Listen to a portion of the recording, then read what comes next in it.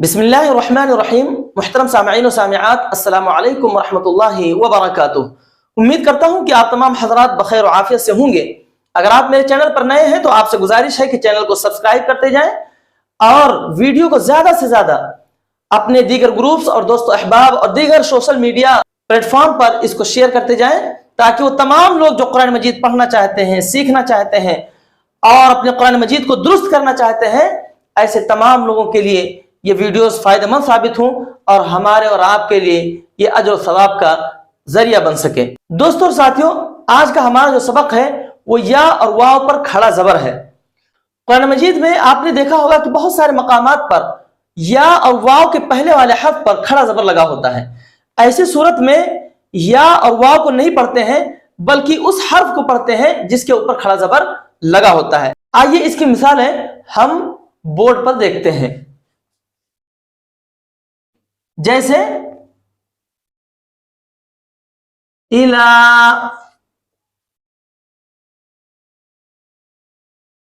علی،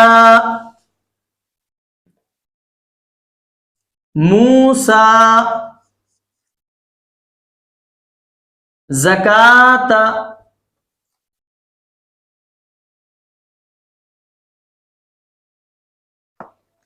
ولن ترضى،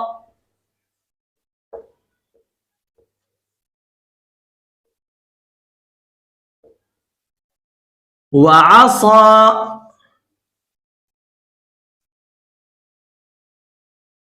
بلى من أوفى،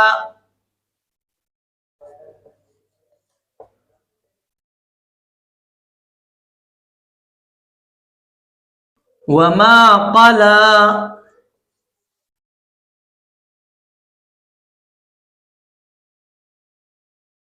متى۔ اب آپ ان مثالوں کو غور سے دیکھیں۔ آپ نے غور کیا ہوگا کہ یہاں پر جتنی بھی مثالیں لکھی ہوئی ہیں، ان تمام مثالوں میں یا سے پہلے والے حرف کے اوپر اور واو سے پہلے والے حرف کے اوپر کھڑا زبر لگا ہے۔ میں نے قاعدہ یہ بتایا ہے کہ جب یا اور واو سے پہلے والے حرف کے اوپر کھڑا زبر لگ جاتا ہے تو ایسی صورت میں یا اور واو کو نہیں پڑھتے ہیں بلکہ اس حرف کو پڑھتے ہیں جس حرف کے اوپر کھڑا زبر لگا ہو۔ جیسے یہاں پر لکھا ہے الا، اب اگر کوئی اس کو الا یا پڑھے تو وہ غلط ہو جائے گا۔ کیوں؟ اس لیے کہ قاعدے کے بالکل خلاف ہے۔ وہ الا یا نہیں بلکہ الا، یعنی اس طرح سے، الا اس طرح سے پڑھا جائے گا۔ اسی طرح سے علا، اب علا لا کو کھینچا جا رہا ہے، یا کو نہیں کھینچا جا رہا ہے۔ کیوں؟ اس لیے کہ قاعدہ یہی ہے کہ یا سے پہلے والے حرف کے اوپر اگر کھڑا زبر لگ جائے تو ایسی صورت میں اس حرف کو کھینچا جائے گا جس حرف کے اوپر کھڑا زبر لگا ہو۔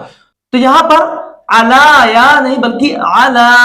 اسی طرح سے موسیٰ، یہاں پر آپ دیکھیں کہ یا سے پہلے والے حرف یعنی سین کے اوپر کھڑا زبر لگا ہے، اس لیے ہم سین کو کھینچیں گے، یا کو نہیں کھینچیں گے، یعنی موسیٰ یا اس طرح سے نہیں۔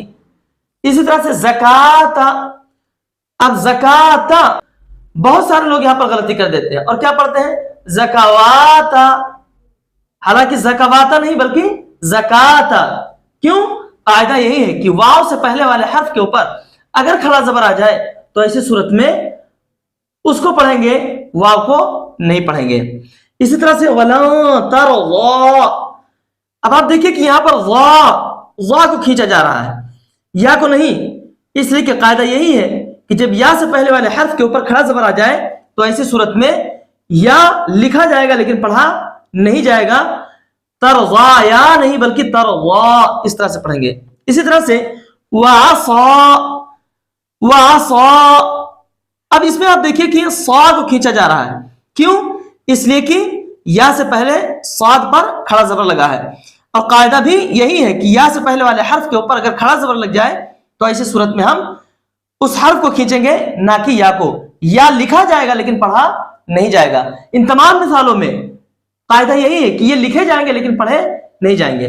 اسی طرح سے بلا من اوفا، اوفا فا کو کھینچا جا رہا ہے، یا لکھا ہے لیکن پڑھا نہیں جائے گا، فا کو کھینچا جائے گا، کیونکہ قاعدہ یہی ہے کہ یا سے پہلے والے حرف کے اوپر اگر کھڑا زبر ہو تو उस हर्फ को पढ़ा जाएगा, या को नहीं पढ़ा जाएगा।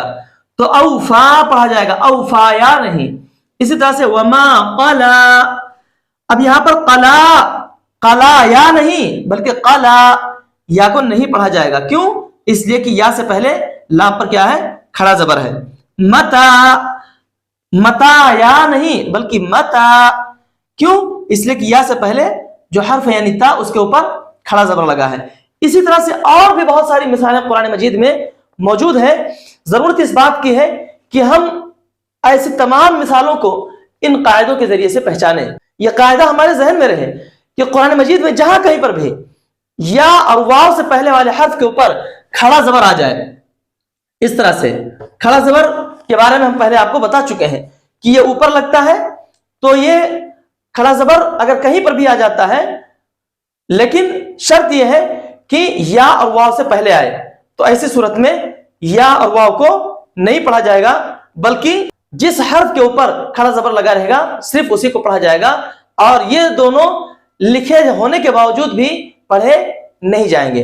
तो उम्मीद करता हूं कि आज का हमारा जो सबक है अच्छी तरह से वाज़ेह हो गया होगा।